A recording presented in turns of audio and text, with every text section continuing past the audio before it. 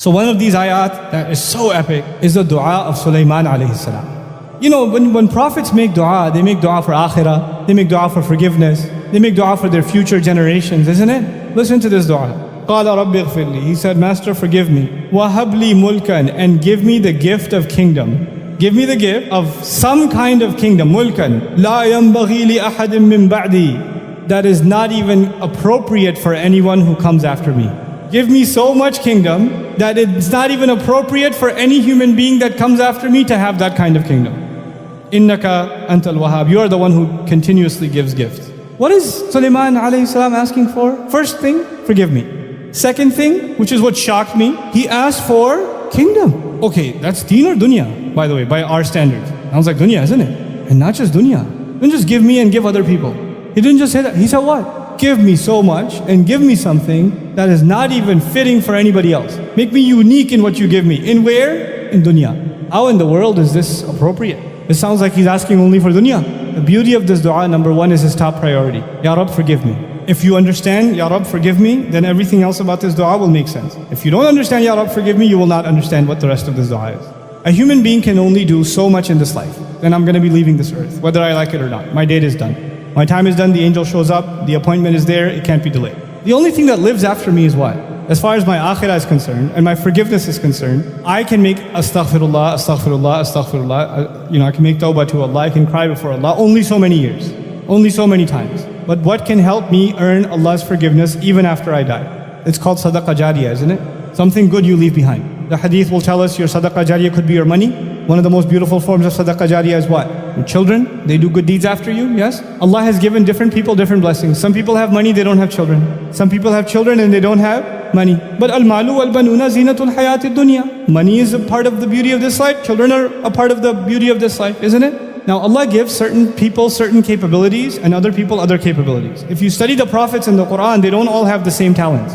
They have different personalities and they have different special skills. They have different highlights. The thing about Sulaiman alayhi salam, his special ability is governance. He knows how to govern. He knows how to take control. He knows how to even control the rebellion of who? Of jinn. He can even do that. He has an unusual capability of government and controlling resources and making things, putting things to service. Now, is that a common quality or a very rare quality?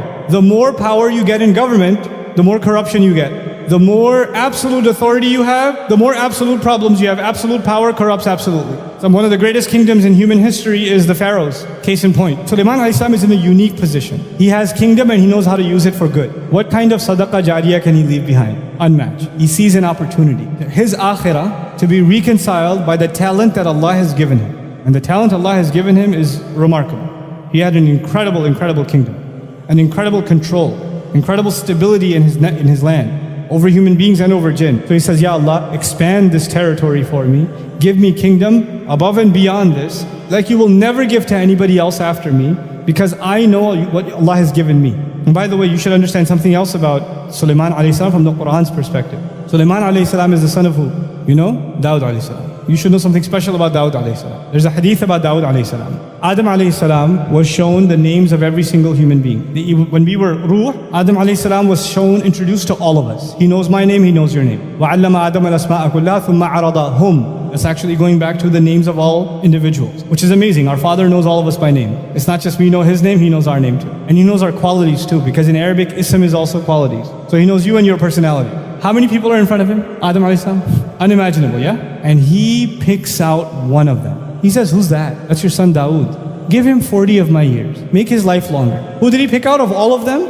You know what's amazing in the Quran? The word Khalifa only comes twice. It only comes for Adam and it comes for Dawood. That's it. It doesn't come for anybody else. Quran is answering the question that arises from that hadith. The hadith says that Adam alayhi salam did not pick Ibrahim alayhi salam, didn't pick Nuh alayhi salam, didn't pick Rasulullah sallallahu alayhi wasallam, didn't pick anybody else. He picked who? Dawood. Why? Because he sees something in him that he has in common. What is that? Allah has made Adam alayhi salam Khalifa on the earth. And Allah made Dawood alayhi salam Khalifa on the earth. Ya Dawood inna ja'alnaka khalifatan fil ardi. Dawood alayhi salam is special. Now, Dawood alayhi salam himself is Khalifa, but who's his son? So Sulaiman alayhi salam is not just a prophet, he's also the son of a prophet, but a son of a special prophet. A prophet who was a Khalifa, a great ruler, a governor at the same time. And so his upbringing gives him knowledge of revelation, but also knowledge of how to live by that revelation, not only at the level of an individual and a family and a community, but at the level of entire governance. He's been brought up in that system, even before, even as a child. He's been brought up in that system. And eventually Allah grants him prophethood. So he realizes the value of leaving a legacy behind. He's learned that from his father. And so he understands that he's gonna die, but his legacy should live on. The legacy of good that he creates should live on. And Ya Allah, give me something that doesn't even, because he knows his children are not going to get it the same way he got it from his dad. لا ينبغي لأحد من بعدي. Now what does that mean for you and me? You know, some people, they can't handle fame. Some people can't handle money. Some people can't handle a compliment. I've met people who say when I'm making salah and somebody passes by, it messes me up. Now they think I'm a righteous person. Other people, they could be anywhere and they're praying and they don't care, the universe doesn't exist for them. Some people have a stronger, thicker skin. Some people have weaker skin. Different people have different weaknesses. Some people have a hard time waking up early in the morning. Doesn't that happen? So the first thing you have to recognize is what is your weakness and what is your strength. And once you find your strength, then you ask Allah to give you and give you and give you in what you have strength, so you can put all of it to the service of Allah's deen, so you can leave a legacy. Ya Allah, if this is not going to mess me up, then give me more of it, because I can put it to work for your deen. Like Uthman radiallahu anhu should be asking for more wealth. He should ask. You know why? Because even after being a millionaire, does the wealth mess him up? No. Someone like a Qarun should not ask for more wealth, because whatever he has messed him up enough already.